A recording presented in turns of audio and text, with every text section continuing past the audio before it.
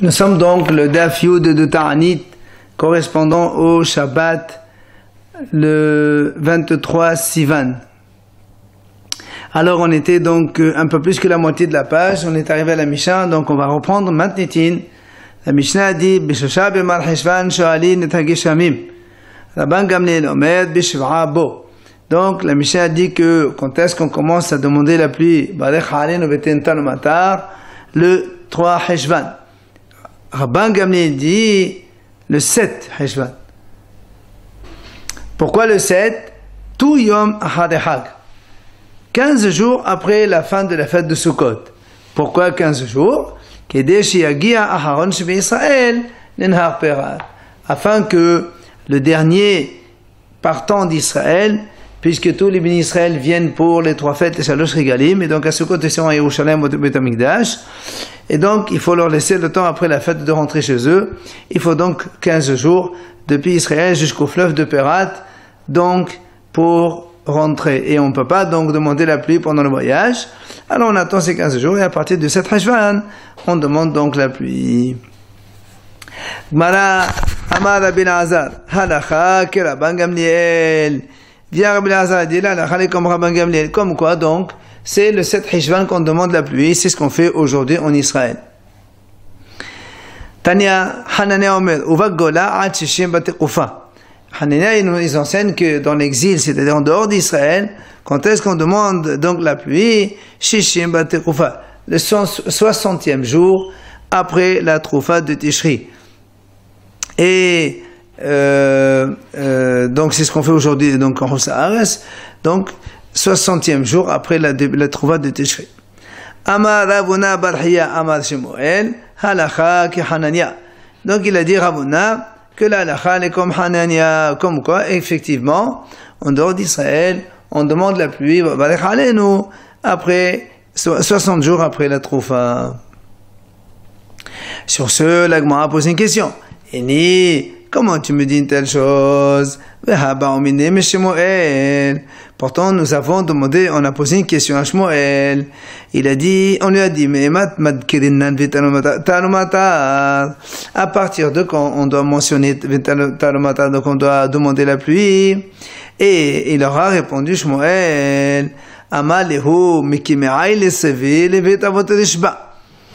dès que Shmuel il leur a répondu, à partir du moment où on fait rentrer le bois pour le déposer dans les endroits fermés, chez Tavot Rishba. Alors Rachid explique donc Tavot Rishba.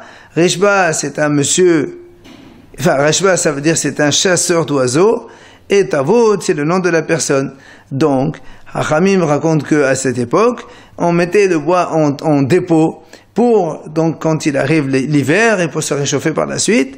Alors à partir de ce moment-là, on commence à demander la pluie. Alors comment tu dis que Shmuel a dit comme Hanania et c'est 60 jours après la Troufa? Alors moi elle répond, il se pourrait que évidemment ce soit la même date que aussi bien 60e jour de la Troufa que celle de le fait d'entreposer le bois en prévision de l'hiver. Alors la Gemara pose une question, Yom Shishim, Kilifne Shishim, ou Kelahas Shishim. Toi, nous on a dit qu'en exil, on demande la pluie à 60 jours après la Troufa. Est-ce que le 60e, il est comme avant 60, c'est-à-dire on dit toujours Badechenu et on ne demande pas encore la pluie, ou bien quel Ahas Shishim, donc ça compte comme si on était après les 60e, et donc il faut déjà demander la pluie au 60e jour. Alors, Tashma, la Gemara va essayer de répondre. Rav Amar, Yom Shishim, Kel Ahaz Shishim. Rav dit, voilà, le 60e jour, c'est comme après 60, c'est-à-dire il faut déjà commencer Badr Alen au 60e jour. Shmuel Amar, Yom Shishim, Kel Efne Shishim. Shmuel dit non.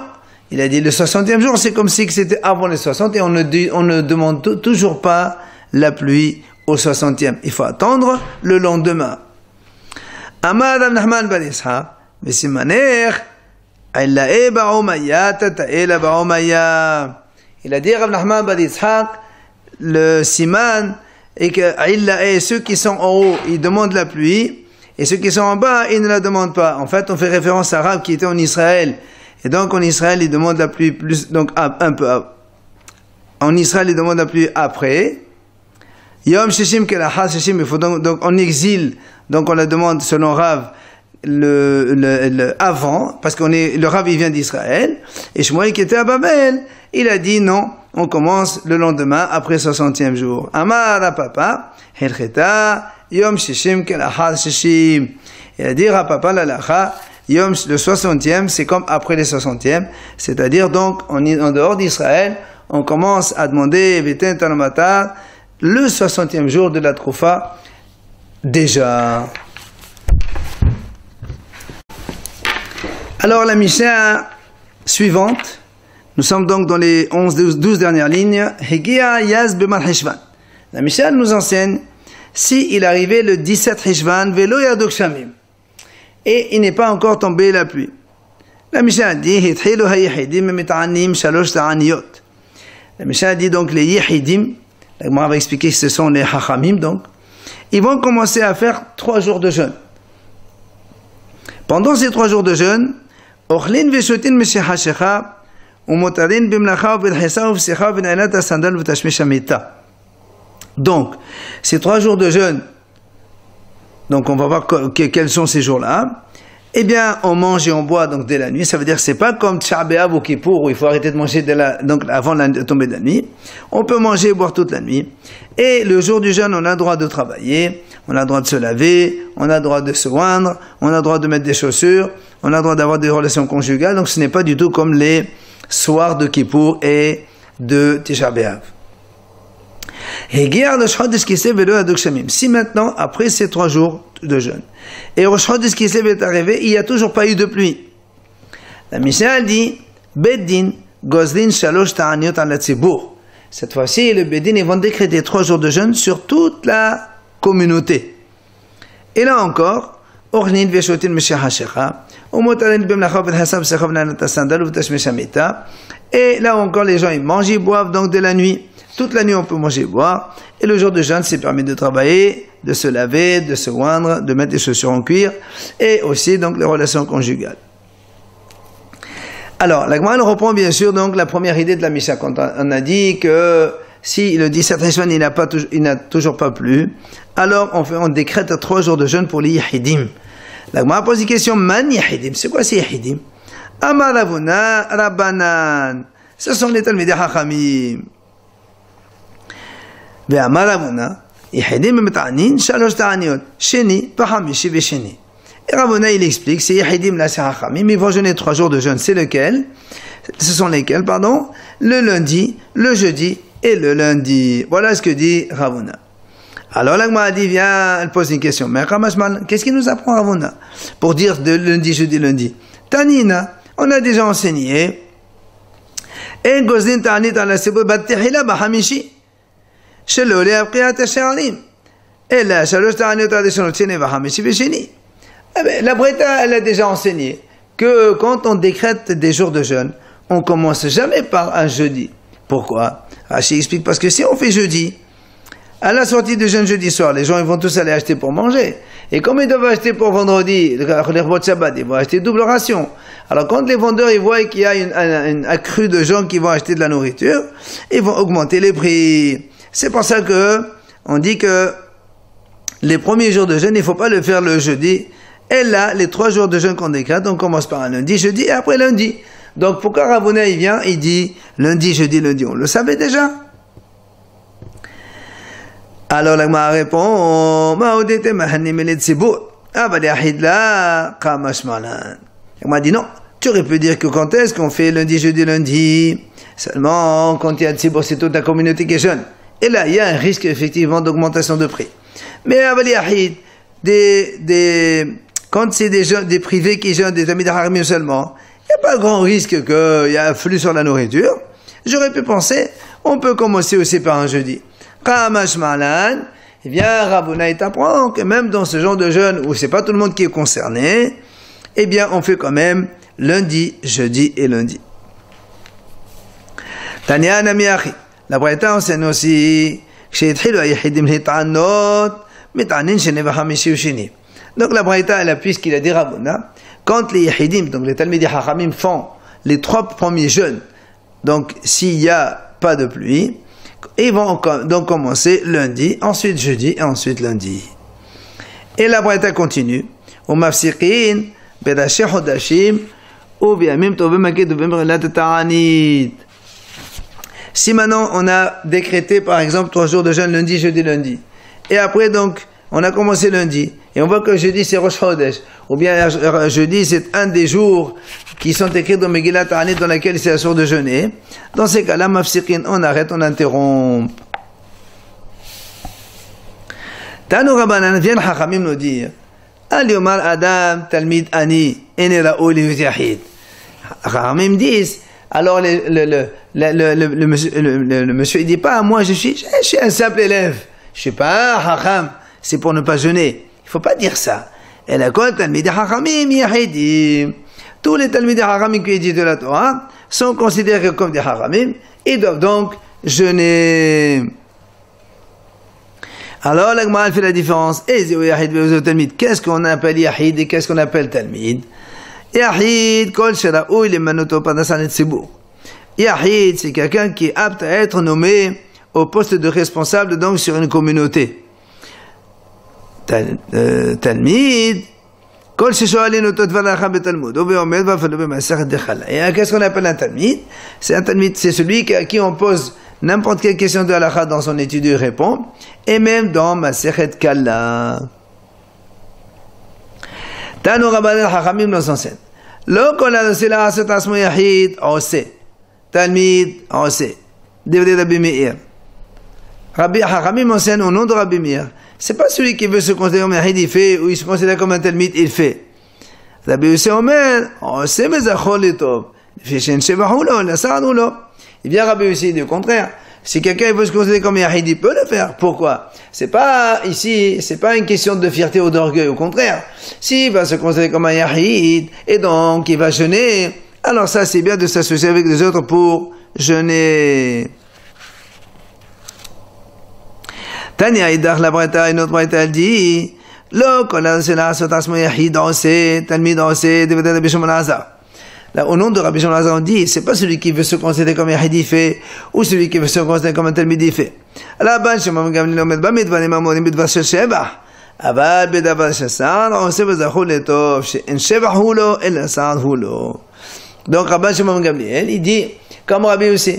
Au contraire, c'est pas, si quelqu'un, il veut se considérer, donc, quand est-ce qu'on a dit qu'on n'a pas le droit de se considérer comme un Talmid Haram ou comme un Yahid, un responsable donc de Torah, ça c'est quand c'est le Shevah. Si on veut gratifier les gens donc d'un honneur, dans ces cas-là, on n'a pas le droit de faire ça. Mais Bedaban c'est ça. Mais quand c'est un événement de tristesse ou de souffrance comme ici où il faut jeûner, alors là, il n'y a pas de problème, il peut faire. Mais ça roule et au contraire, il s'est mentionné pour le bien.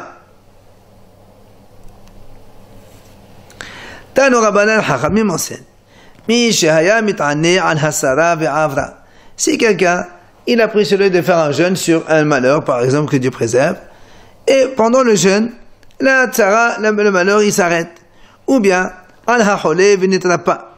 bien, il s'est fixé un jeûne pour prier pour un malade, et le malade, en pleine journée, il a guéri. Ah, la Gemara dit, il doit finir son jeûne jusqu'au bout. Pourquoi? Rashi explique. Sinon, s'il s'arrête en plein milieu, c'est comme si qu'il fait une sorte de condition avec Hachem. S'il guérit, eh ben, ça, j'arrête. Sinon, non, ça marche pas comme ça. Eh bien, il faut faire finir le jeûne.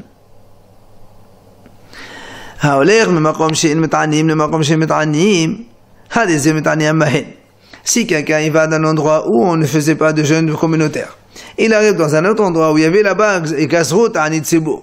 Alors là, il doit s'associer avec eux. On lui donne les hum de makom she'alach lesham. Dans l'autre sens aussi c'est pareil. Mais makom she'metanin, makom she'metanin, hadezi metanin mashim. Si maintenant il est parti d'un endroit où on jeûnait et il est arrivé dans un endroit où on ne jeûne pas, il doit quand même jeûner comme on lui donne la humra de là où il est sorti aussi. Si maintenant, shachach ve'achal ve'shata. Si quelqu'un il a oublié, et il a oublié, il a bu, il a mangé. La Gemara dit, il ne doit pas se montrer devant tout le monde comme quoi il est en train de manger, il mange. Il ne doit pas se gâter avec des bons plats. C'est pas parce qu'il dit, voilà, de toute façon j'ai mangé, alors je continue. Non, monsieur. Chez Nehemar, comme on a vu,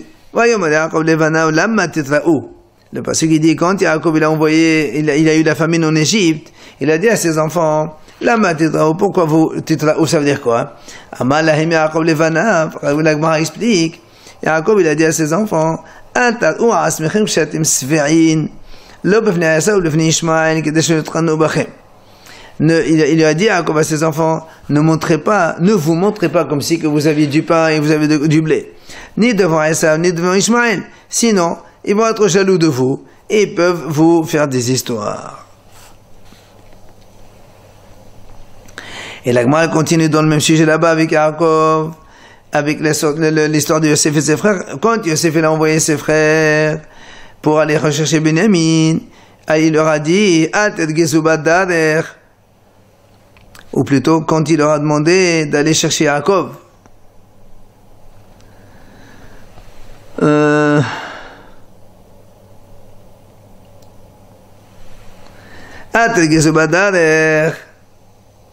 אמר רבי אלעזר אמר להם יוסף לאחיו אל תתעסקו בטווח להלכה שמתרגז עליכם הדרך. Rabbi Elazar il a dit que Yosef en disant al tedgezu badarach, il a voulu signifier à ses frères, n'étudiez pas la Torah de peur tedgaz alechem hadarach, vous allez vous tromper de chemin, vous allez donc aller dans une autre direction. C'est pour ça que la Gemara a posé une question. Il dit, comment tu peux me dire ça? Voilà, Rabbi Elazar il a dit, oui, s'il y a deux Talmid Chacham qui voyagent ensemble dans la route, et ils ne parlent pas des paroles de Torah, ils méritent d'être brûlés. Alors comment Yosef dit à ses frères d'aller sur la route, de ne pas étudier la Torah? C'est pas possible. Et aussi qu'on a vu cela, que s'il n'y avait pas de Torah, ils méritent d'être brûlés. C'est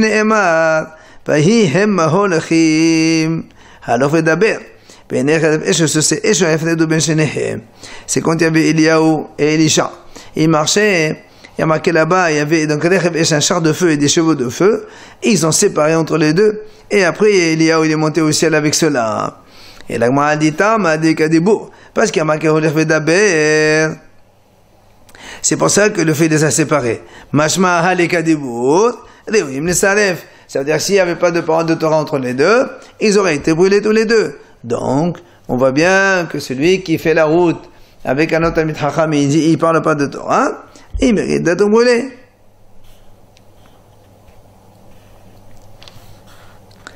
La Kasha. Donc, on revient à notre question. Comment ça se fait que Yosef dit à ses frères de ne pas étudier la Torah, alors que nous on a dit que celui qui étudie pas la Torah, il mérite d'être brûlé? La Gemara répond, la Kasha, il n'y a pas de question. Et dit, en fait, quand est-ce qu'on a dit qu'il faut étudier la Torah? C'est sûr qu'il faut étudier la Torah tout le temps pendant le voyage, mais il est migras, c'est-à-dire inutile, facile. Tu lis des choses simples. Aval et ayuné, c'est pour s'approfondir. Là, effectivement, il ne faut pas le faire de peur de se tromper de chemin. Bematnitatana, dans la Braïta, on a expliqué autrement ce pasouk que Yosef a dit à ses frères Atel Gezu Badader. Qu'est-ce que explique la Braïta? Atel Gezu Badader, ça veut dire Al Tafsiru Pesira Gassa. Ne marchez, ça veut dire ne roulez pas trop vite. Ve'achni Sohama Na'ir. Et faites rentrer le soleil dans la ville. Ça veut dire quoi? Attention, Yosef il a dit à ses frères, ne roulez pas trop vite. Pourquoi? Parce que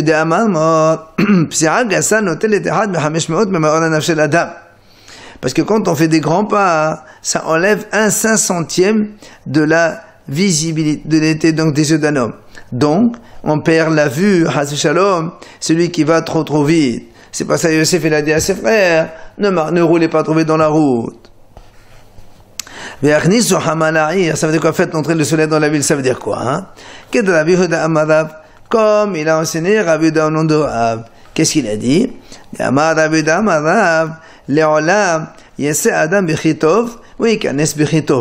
un homme, quand il veut sortir de la ville, il doit sortir Bechitov. Ce Bechitov, c'est quand Hachem il a créé la lumière, et marqué dans la Torah, Or Kitov. Quand on va quitter la ville, il faut la quitter quand il fait jour déjà.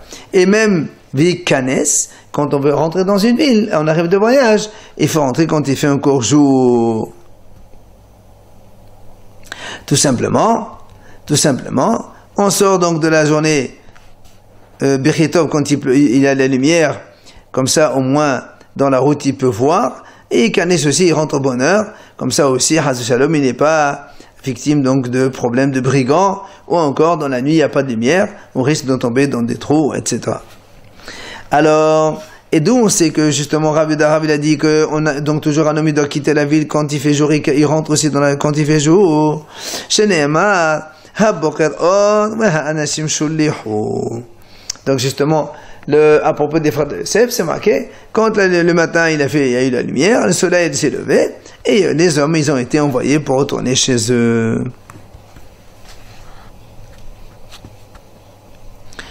Amar David Amar Rebihia, Hamelech Baderech, Al Yochal Yotel Mishener Avon. Celui qui marche dans la route, qui voyage, il ne doit pas manger plus que ce que l'on mange pendant les années de famine. Maïtama, quelle est la raison? C'est-à-dire qu'il faut manger un petit peu. Pourquoi hein? L'Agma ramène ici deux raisons. Ici à Bavel, on a donné la raison à cause de Mariana. C'est-à-dire que quand on mange beaucoup et qu'on prend la route, eh bien, les intestins de l'homme, ils vont se retourner et ça dérange. En Israël, par contre, ils ont donné une autre raison. Pourquoi on mange peu dans la route? Parce que, de peur que si la route se prolonge, et tu n'auras plus de quoi manger par la suite. Haz de Shalom. Alors, l'Agma, elle pose la question, Maï Benaï, quelle est la différence entre ces deux raisons? De toute façon, il y a marqué qu'il ne faut pas manger beaucoup. Quel est l'intérêt? Et il y a une différence, effectivement, si le voyage il a lieu dans un bateau. Quand on est sur un bateau, il n'y a pas de problème que les intestins se retournent. C'est pas quelqu'un qui voyage et qui a les montées et les creux et les crevasses et les monticules dans la route. Eh ben, le bateau c'est plat, c'est toujours plat, il n'y a pas de retournement d'intestin. Par contre, il y a le problème de la raison qu'on a évoquée en Israël, comme quoi il risque donc de ne plus avoir du pain. Hein. Ça, oui, elle peut y avoir. Donc, quand on est sur un bateau, selon Bavel, on peut manger ce qu'on veut, mais selon Israël, on n'a pas le droit de manger beaucoup non plus. Ou encore, il y a une autre différence. C'est-à-dire que quelqu'un, il voyage d'un village à un autre. Là encore, pour la raison qu'il n'y a pas de pain, ici il y a du pain puisqu'il va de station habitée à un autre village habité. Par contre, pour la raison que les intestins se retournent, et les intestins se retournent toujours, donc selon cette raison de Babel, il ne doit toujours pas manger beaucoup. Là, papa, il dira papa, lui, chaque fois qu'il roulait 4 km, il mangeait un pain entier. Pourquoi? Lui, il pensait que la raison c'était à cause des intestins qui se retournent. Et comme Rashi explique que on a vu dans la Gemara que Papa était un homme très gros, alors il n'y avait pas de problème que ses intestins se retournent. Amar David Amarav, Kol Hamariv Asmo B'Shnei Re'avon, Nisal Mimetam Shuna. Celui qui se laisse un peu affamer pendant les années de famine, eh bien, il est protégé d'une mort difficile, Haz Shalom. Rashi explique que toute mort qui n'est pas sur le lit de la personne, ça s'appelle donc une mort difficile. Mort par l'épée, ou même par la famine, ou autre, qui n'est pas donc sur le lit de la personne. Shene'emar, Bela'a patra memavet. Le passage qui dit, dans la famine, il t'a protégé de la mort. Alors l'Agma a dit, comment ça, dans la famine? Mera'a mevaile. Il fallait dire qu'Hachem t'a protégé de la mort par la famine, de la famine, pas dans la famine. Et la Hiram, voilà comment il faut comprendre. C'est ça que Rav Yehuda, mon nom de Rav, il a compris le pasuk. Berav, c'était des bisra par le salaire que tu m'arrives à t'smecha pendant les Shnei Avon, pendant les années de famine, tu manges peu, alors Nitzol mimita mishona, tu es protégé d'une mauvaise mort. Amad Ishakish, Asula Adam Neshamesh Metado B'Shnei Avon. Il est interdit à un homme d'avoir des relations intimes avec sa femme pendant les années de famine. D'où on apprend cela. Dans la Torah, on a dit que Yosef il a eu 2 enfants avant que l'année de famine n'arrive. Mashma, que s'il y avait la famine, il n'aurait pas eu 2 enfants. Tana, Hachamim enseigne, ceux qui leur allaient n'ont pas d'enfants, eux, ils ont le droit d'avoir des relations même pendant les années de famine.